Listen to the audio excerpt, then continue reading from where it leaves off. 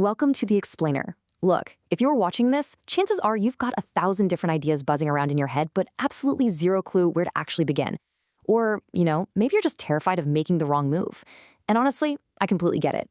But today, we're going to absolutely shatter this massive myth that you need millions in the bank or some wild, never-before-seen invention just to launch a business. What you actually need is a clear, nonsense blueprint, one that's going to save you from torching your two most precious resources, your time and your money. So, by the end of this explainer, you're going to have a structured guide to dodge those classic beginner traps and seriously skyrocket your chances of success. Okay, let's just dive right into the game plan. We're going to cover 1, choosing the right business, 2, solving a real problem, 3, planning and validation, 4, managing your cash flow, and finally, 5, the marketing engine. All right, kicking things off with step 1, choosing the right business. So out of the thousands of proven business models out there, how do you pick the right one for you right now? Well, it really boils down to 4 key variables. First up, initial cost. You gotta know what you need up front to avoid any nasty surprises down the road. If your budget is super tight, simpler online models are definitely the way to go. Second, required skills. Do you already have them or can you learn them fast? Third is scalability. Ask yourself, can this thing grow without completely draining all your time? Think, selling a software subscription versus doing one-on-one consulting. And fourth, time to start. You really want to aim for a model that you can get operational in about a month. That way, you're gathering real, live market data quickly instead of just building in the dark for a year. Moving right along to step 2, solving a real problem. Now, solving a problem doesn't always mean curing a disease. Sometimes it's just connecting the dots. Take the founders of Airbnb, for example. They noticed that during massive events in San Francisco, hotels were insanely expensive or just totally booked up. But at the exact same time, locals had all these unused apartments just sitting there empty. So they identified these intersecting needs, right? Travelers needed cheap beds, homeowners needed extra cash. Boom.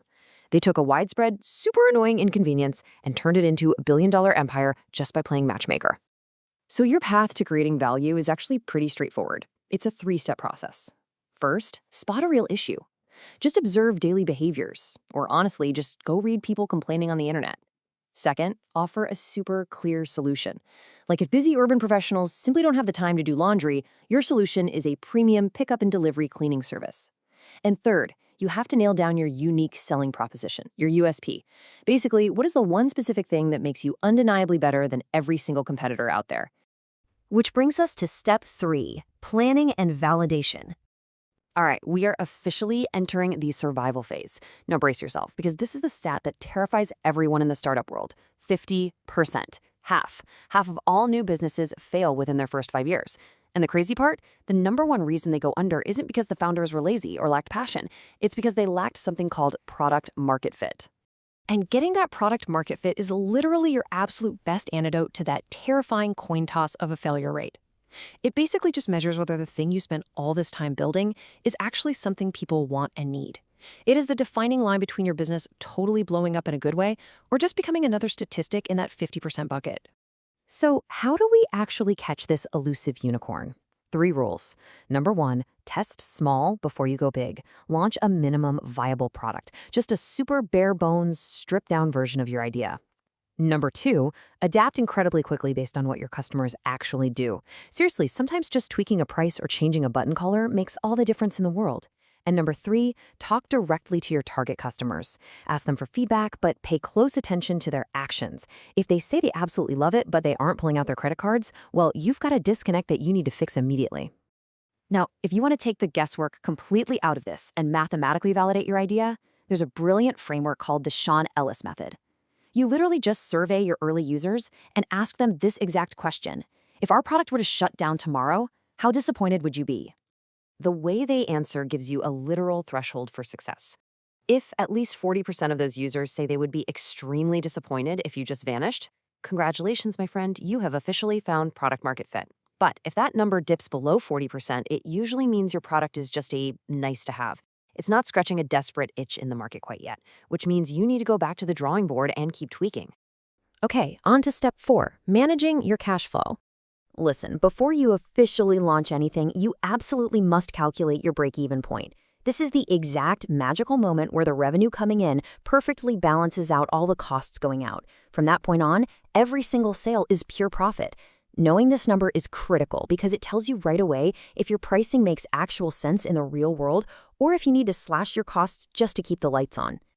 To keep your business from bleeding out, stick to these golden rules. First, meticulously separate your personal and business bank accounts from day one.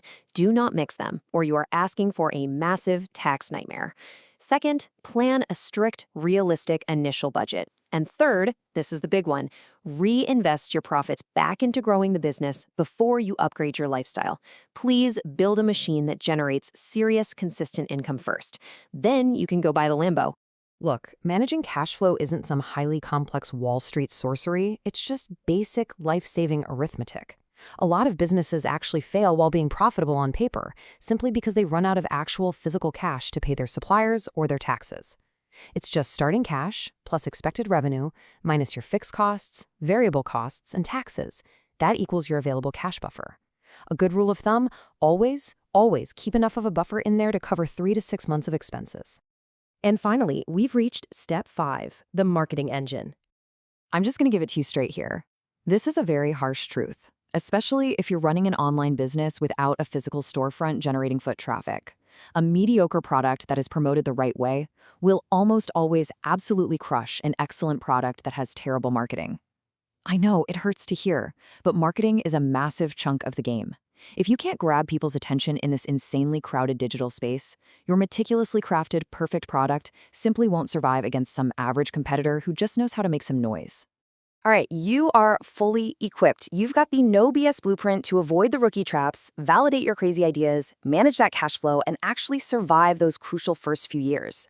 So the only question I have left for you is this: what business are you going to start today? Take this blueprint, find a real problem that's actually worth solving, and get out there and test your MVP. Thanks so much for joining me on this explainer, and honestly, I can't wait to see what you build.